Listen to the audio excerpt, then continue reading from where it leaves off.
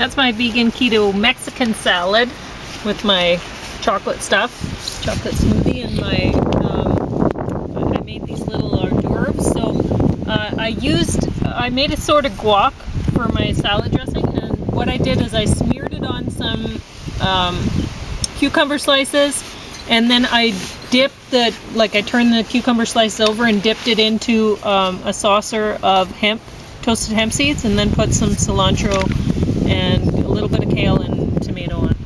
And these things we had given to us, and they had chicken on the inside, but they only had like 4 tiny pieces like this big on each one. I don't know. And so I took those out, and the dogs were very happy about that. And then I put that Daiya cheddar stuff on. So James's meal is lovely, and it is actually vegetarian. It's vegan, actually, vegan meal.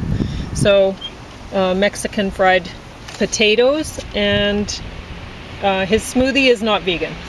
It has Greek yogurt in it. So we're going to talk about Frozen Planet 2 a little bit, and maybe some of these other things. I've just brought these out to show young blood is definitely on the bottom of the stack, and it looks like James might want to talk about Benjamin Franklin today. I actually might want to. A lot of the stuff I read I don't really want to talk about. I really don't want to read. Yeah. But I try to avoid being caught in an echo chamber like almost everyone is nowadays. They've got their own little echo chamber, or 2 of them, or whatever, and they just keep on reverting to the stuff. I don't know if you can see this in the camera, all these beautiful flowers that are embroidered on this shirt. This is my outfit for today, and it's I got this shirt a long time ago, many years. That's very decades nice. ago, before James, actually, before me.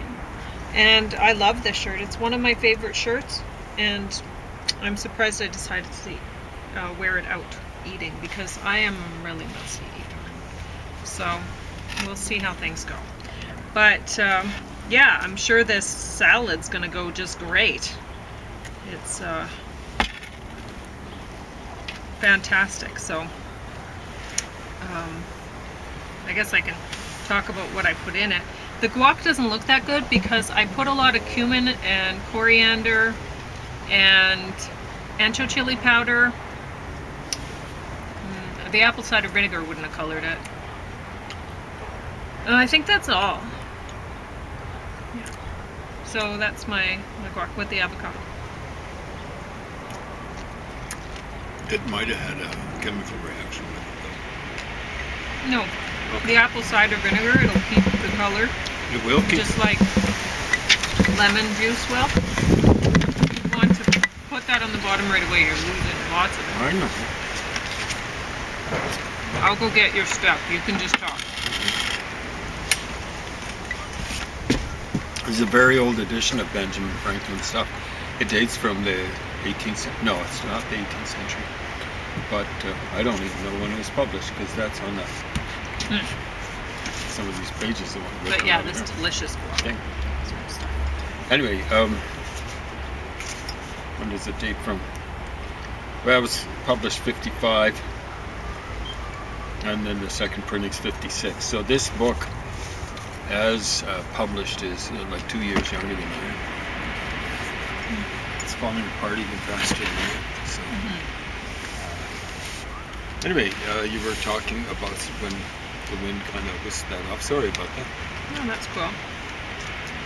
So yeah, that's basically, that gives my salad the Mexican flavor. I mean, I have a lot of cilantro in the salad too, but and I just have a few little peppers and tomatoes in here, not too much. Anyway, it's a delicious salad. This is really fantastic. And I don't know what I'm going to use to prop those up. How about if I hold them? Well, I'm going to take this one out, examined yeah, life, and it can be a second hat for my camera, because it's another breezy day. It's almost typical day for us. Yeah, it's this is just how Lethbridge is. It's windy. We were lucky, actually. The previous month we had a lot of good hiking days. Some borderline hiking days where it's kind of wherever people find it windy. Weekends they were breezy. So, there's some really nice images in Frozen Planet 2 put out by the BBC. But, I mean, I'm not really, given that I live in Canada, Snow is... it's not something you want to be reminded of, even in June. I know. And so maybe I'm not the target audience here. But even in September, when I see a picture of snow and something like a film or whatever, I'll go, that looks strange, but I'm not enjoying it because it reminds me of what's lurking around the corner. Fact is, when we lived up in Calgary for 3 years, and that's not far north of here. I'm not much higher elevation. Oh, I also put garlic in the guac lodge. One of those years, we had snow in every month of July. Of course, in August it was bad, but what the heck? So that's Canada for you. Anyway, Frozen Planet 2, BBC. You put it on top. So just put this down. I know. Yeah, I'd recommend it. Yeah. I love all the nature shows like this, but I will say that I don't like this BBC Frozen Planet thing nearly as much as into it? Kingdoms of the Sky. Oh yeah. That was great. That was a BBC thing too. They didn't. Or was No, it? it wasn't. PBS. There we go. Did BBC manage to work politics into it? Oh yeah. I mean, there's a lot of talk about global warming and all that sort of thing. You'd expect, right? And they'd be remiss if they didn't. Yeah. But BBC's never going to mention overpopulation. no. But it did kind of bother me. I mean, sometimes I was thinking, oh, I want to see how they got this footage or whatever. But they had too much, I don't know, how they meant, like, talking to the photographer, the camera people and stuff like that. And it's all about explaining them. how they, well, no, it's not. Not really. But it shows the nature show part of it. And it has narration, which honestly, I don't like narration. I would rather that they just show animals doing their animal thing, and as little as possible of the hunting and killing. I realize everyone's got to eat, but I don't want to have to see it. And because a lot of that stuff's pretty gruesome. Yeah. Like, there was one scene where killer whales they ganged up on a baby whale of another kind. So horrible. Yeah. And apparently it took a long time for them to kill this little thing. Man. I mean, well, I shouldn't say little thing. It was bigger than them, right? And then the only part of that little baby whale they ate, I think, was the tongue or something like that. Like all that work to kill the baby and then not eat much of it. Just, well, I guess something would eat it. So, like in nature, very little actually goes to waste. Something's going to eat it. But anyway, made me feel bad. It's natural for people to die. You don't want people in it. Yeah. Films of emergency ward or operations or whatever. Maybe some people do. But that's not the kind of nature show I like. And I don't like the narration. Even though the guy kind of sounds like Winnie the Pooh, which is nice. But still, I really got to watch it. I would rather that just when they have an animal come up, have a little thing at the bottom that comes up going, this is a such and such or whatever, or just such and such, you know, the name of the critter. Yeah. And then I'd like it to stay on there while the critter's on the screen, because honestly, he'll say, oh, the such and such of such and such place or whatever, and it's like, okay, and I missed that, so now I'm watching, should I rewind it, or are they going to mention it again, the name of this thing, or whatever? So it's annoying. I'd rather just, it was at the bottom of the screen, a little, and I don't want any narration. I just want, if there's something worthy of mentioning, the educational thing, just put a little write-up on the bottom of the screen so I can read it. I don't want to have to listen to Buddy. So honestly, I'm thinking of just muting it and just working out to like watching the animals and not listening to the narration, because it's annoying for me anyway. Some people might be really into that, but not me. And I don't like how they keep mentioning, like, the photographers or whatever, they'll say, we're breaking new ground with this, like, using a drone to photograph, or this, you know, talking about all their newfangled ways of doing things, and it's like, we're pioneers in this, you know, and it's kind of like, look at us, British explorers, or whatever, and it's kind of annoying. So there's that too. And you're wondering, why is it on top of the sack if she's complaining about it so much? Well, there's some beautiful imagery in there. Like, there was one, I think they were muskox, and the little babies got, they were getting attacked, right? And I think it was a bear, and he was just killing all the babies. Like, every baby he came across, he was just killing them. And very few of the muskrat's babies managed to get away. I guess calves, right? But anyway, so then the ones that got away, they were so tiny, and there was one they were following, filming the little guy, and he's struggling, and he fell down, and he's like, oh, so weak, right?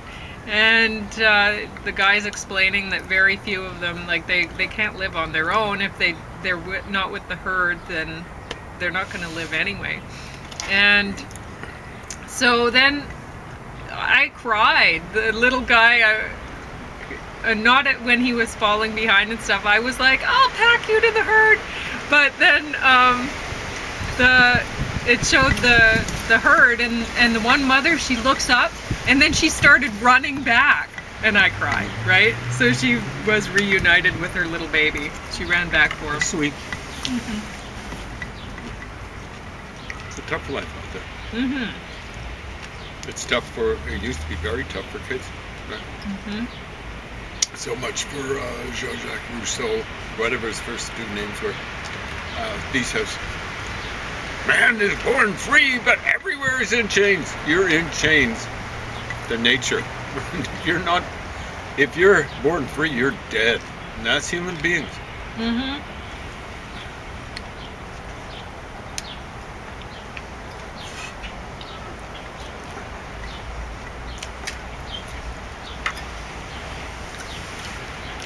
Yep, mamas love their babies, or babies die. Oh, and I'd never seen a seal breastfeeding before. Kind of cute, yeah. Mm-hmm. Yeah, with mammals. And guess what, folks? Humans are mammals. Very tough. But the mama isn't going to take care of that kid. Mm-hmm.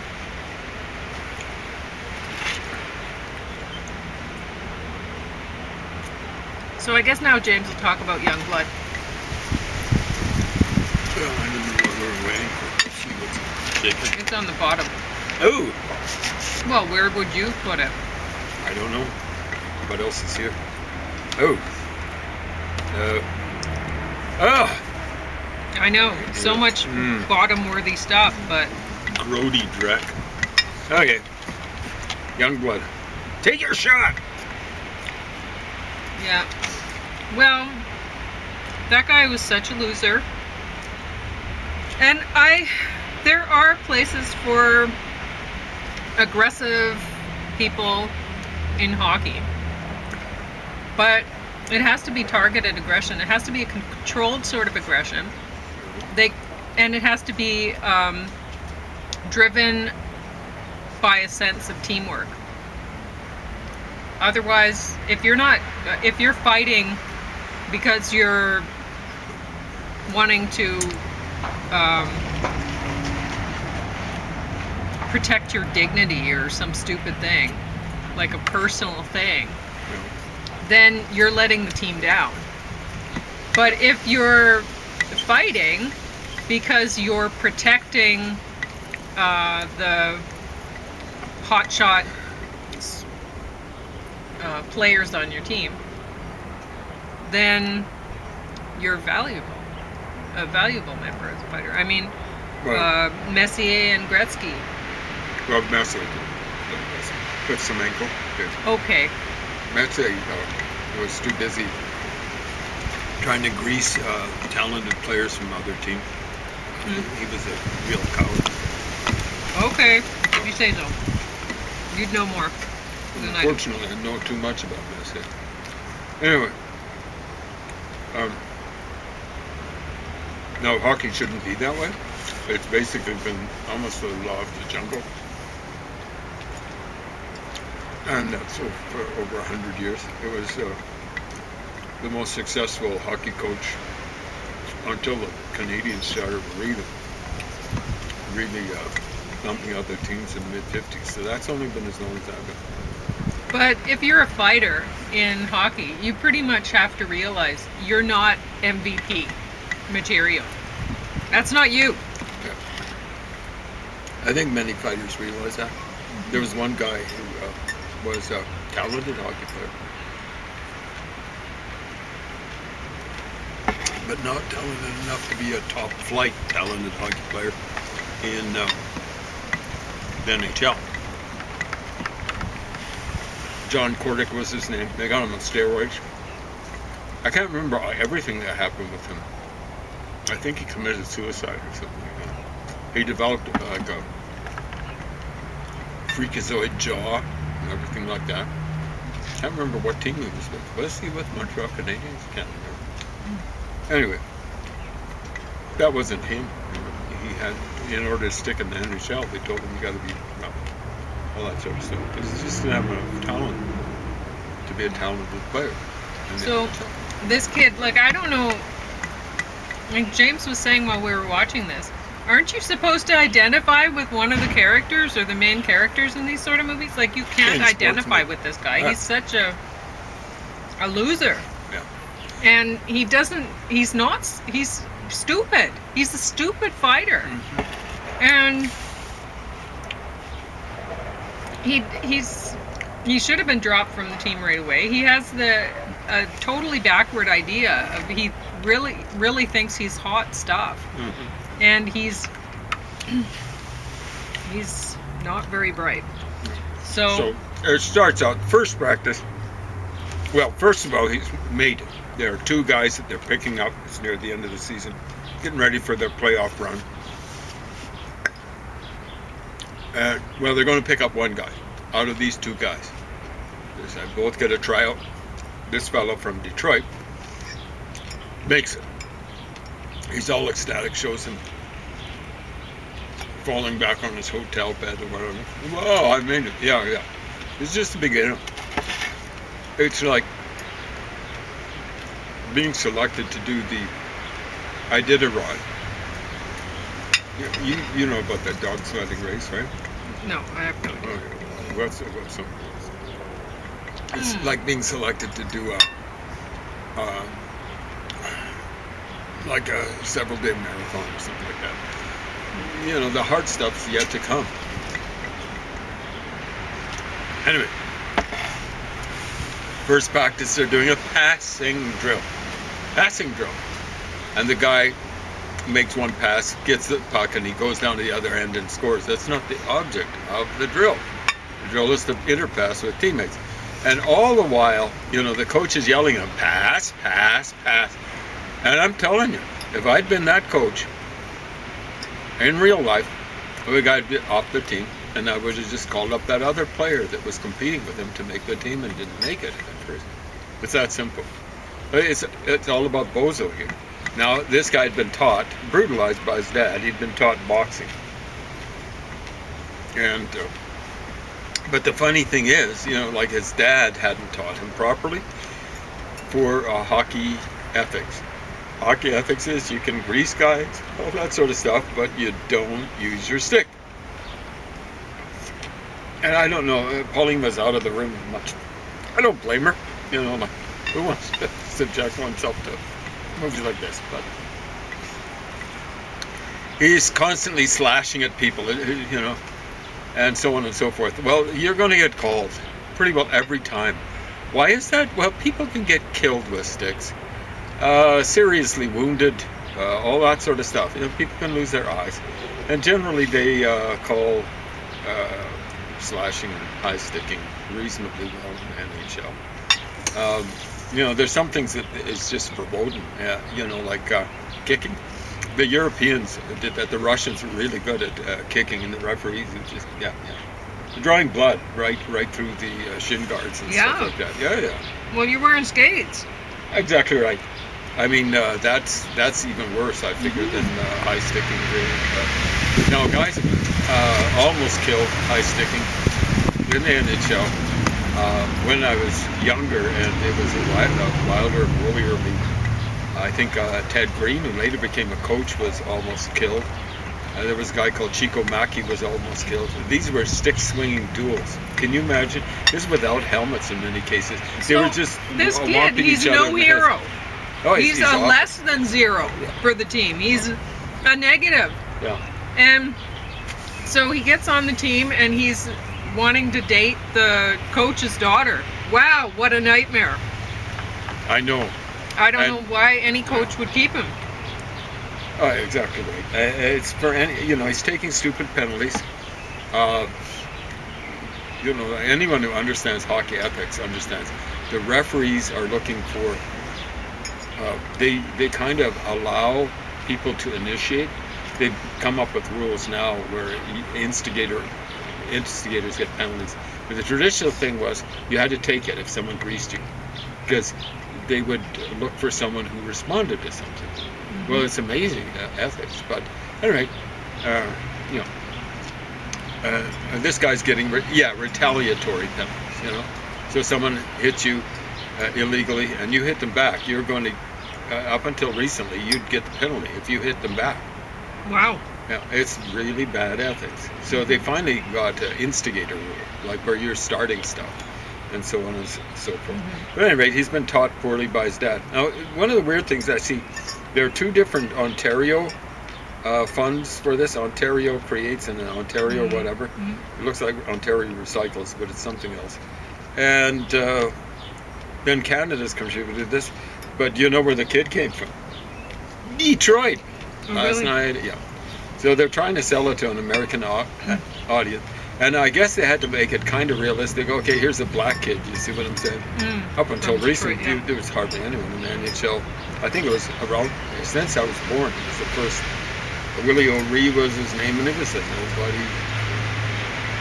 The first black player in the NHL, stuff like that. Anyway, it's just a stupid movie. And the coach, actually, the guy who plays the coach is like a coach, like a real coach. He plays the part well, and stuff like that. The black kid playing stuff, African American or whatever, African U.S. American or whatever. He does a pretty good job, actually. The acting by the kids is pretty good. It seems as though they actually knew how to skate and so on and so forth. Anyway, it's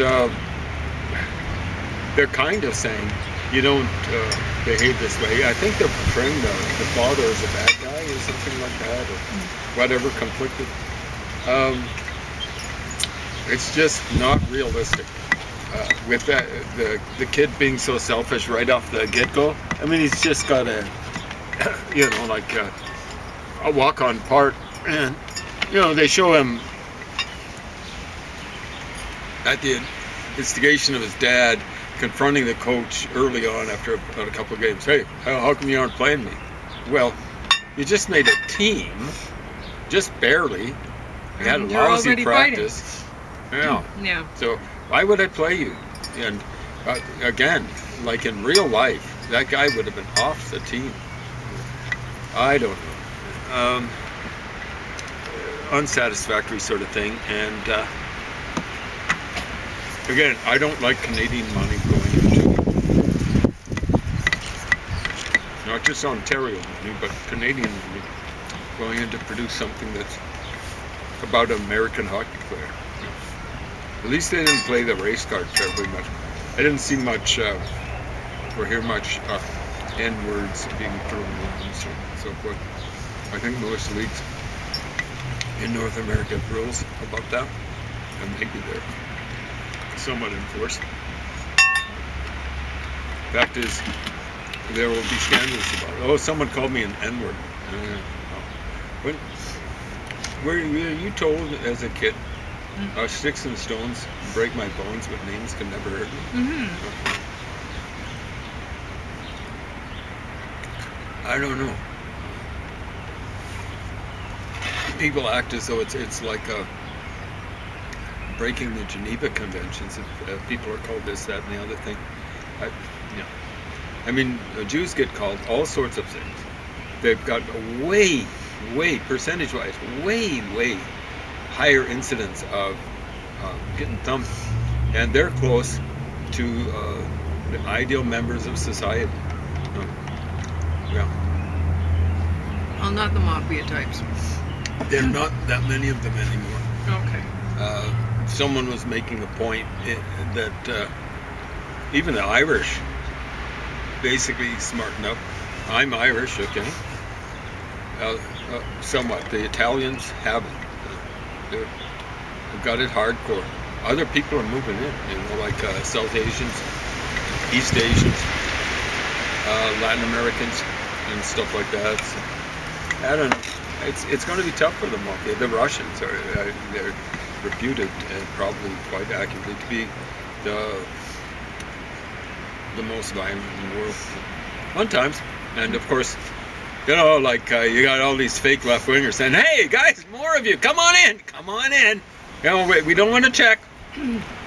Not even checking for Nazis. So try your little hors d'oeuvre, one of those. Oh, these, okay. Yeah, you can just pick it up. Okay, I just don't want to mess up my hand. Okay. What do you think? It's tasty. It's just, it's a little hard for me to get done myself. That's why I'm kind of, but it's good. It's tasty. Good. Yeah. Because I want to try to think of some really easy keto hors d'oeuvres. Just in a pinch. And I think that's a good one. Yeah. Because people don't even have to make their own guac. They can just buy it pre-made, but it's so easy to make it yourself. Yeah. I was going to put some lime in it, but my lime was past its. It didn't look good anymore, so I put apple cider vinegar in, and How does it that worked happen out. with lime? Like, would anything eat lime? I mean, it's really tough. Well, they don't last forever. Okay. Mm-hmm. So. Anyway, fresh and healthy and tasty. So yeah. The bird agreed with it. Mm-hmm. Probably They're not sweet. liking the color. Yeah. They get sweet. So, I guess I don't really have anything else to talk about. You're Got some You're books onto there. your books if you want. Okay. So how much time? 3 minutes? Oh. No time. Sorry, I guess we talked a